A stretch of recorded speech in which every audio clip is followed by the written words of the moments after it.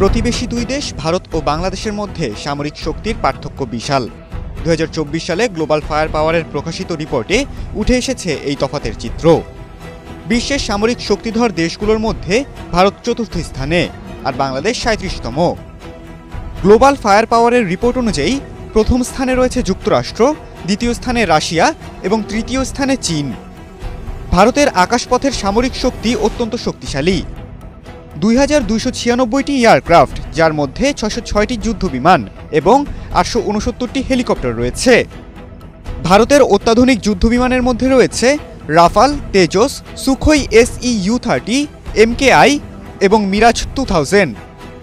বাংলাদেশের দিকে তাকালে দেখা যায় এয়ারক্রাফট রয়েছে মোট ২১৬টি, যার মধ্যে যুদ্ধবিমান ৪৪টি এবং হেলিকপ্টার ৭৩টি।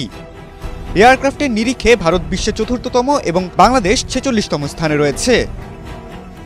ভারতের হাতে রয়েছে ৪,৬১৪টি ট্যাঙ্ক, ৭০২টি রকেট আর্টিলারি এবং ১,৫১,২৪৮টি সামরিক গাড়ি। পাশাপাশি পরমাণু শক্তিধর ক্ষেপণাস্ত্র ভারতকে আরও শক্তিশালী করেছে। বাংলাদেশের স্থলবাহিনীর কাছে রয়েছে ৩২০টি ট্যাঙ্ক, ৭১টি রকেট আর্টিলারি এবং ১৩,১০০টি সামরিক গাড়ি। ট্যাঙ্ক এবং রকেট আর্টিলারির সংখ্যার দিক থেকে বাংলাদেশ অনেকটাই পিছিয়ে। নৌবাহিনীর ক্ষেত্রে ভারতের হাতে রয়েছে ২৯৪টি নৌযান, এর মধ্যে ১২টি ফ্রিগেট, ১২টি ডেস্ট্রয়ার, ১৮টি সাবমেরিন এবং 2টি এয়ারক্রাফট ক্যারিয়ার রয়েছে। INS বিক্রমাদিত্য এবং INS বিক্রান্ত ভারতের নৌবাহিনীর প্রধান সম্পদ।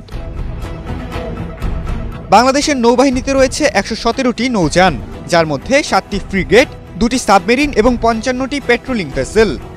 এছাড়া অনেকের অভিযোগ, বাংলাদেশ সামরিক শক্তিতে এত পিছিয়ে থাকার কারণ হিসেবে অনেকে ভাবছেন শেখ হাসিনা শাসনামলে ভারত গোপনে প্রভাব খাটিয়ে বাংলাদেশের সামরিক শক্তিকে দুর্বল করে রেখেছে।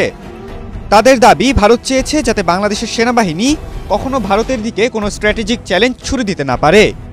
তবে হাসিনা সরকার পতনের পর বাংলাদেশ সামরিক ও অর্থনৈতিক খাতে আরও উন্নতি করতে পারবে বলে মনে করছেন বিশ্লেষকরা। তবে অস্ত্রশস্ত্রের দিক থেকে বাংলাদেশ পিছিয়ে থাকলেও এদেশের ভৌগোলিক অবস্থান বেশ সুবিধাজনক। বাংলাদেশের দক্ষিণে বঙ্গোপসাগর, পশ্চিমে ভারত এবং পূর্বে মিয়ানমার, যা নৌযুদ্ধ ও গেরিলা কৌশলের জন্য উপকারী। দেশটির নদ নদীর ব্যবস্থার কারণে শত্রুপক্ষের আক্রমণ ঠেকানো সম্ভব, আর পার্বত্য অঞ্চলগুলো গেরিলা যুদ্ধের জন্য সুবিধাজনক।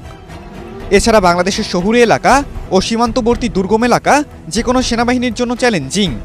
তাই বাংলাদেশের কৌশলগত অবস্থান যে কোনো সম্ভাব্য যুদ্ধে গুরুত্বপূর্ণ ভূমিকা পালন করতে পারে।